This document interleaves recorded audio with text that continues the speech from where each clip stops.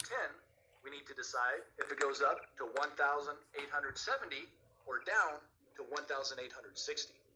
Now this is what I like. I like the number line better than remembering circle this number, underline this number. If it's 5 or above, round up. If it's 4 or below, round down. That works. But what you really want to know is you want to be thinking of it like numbers on a number line. If you have 1863, you're looking at it here. We got 1861, 1870. Each one of these is a mark, like 1861, 1862, 1863, 1864, 1865. Oops, But number didn't line mean that. going one number at a time. You're going to try to see which one it's closer to is how you round. And that'll help you. You don't have to do the underline and the circle thing, which, frankly, in Texas, they told us to stop doing. But it works. This one just is making more sense of the math. But if we want to round it to the nearest 100, we need to decide if it goes up to 1,900 or down to 1,800.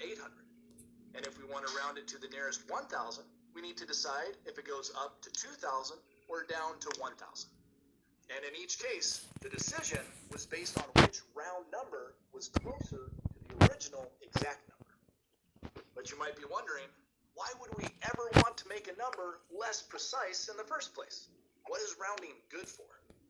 Well, rounding numbers can often make them a lot easier to do calculations with. Like, it would be a lot easier to quickly add 300 and 500 than it would be to add 312 and 498. Or sometimes you just don't need very much precision.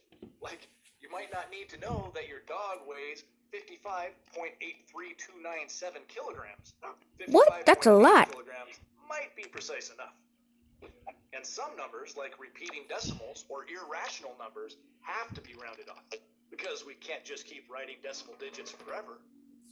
Okay, now that you know what rounding is and why we do it, for the rest of this video, we're going to focus on learning the procedure we follow to round off a number. You remember how our number system is based on digits and number places? Each digit of a number occupies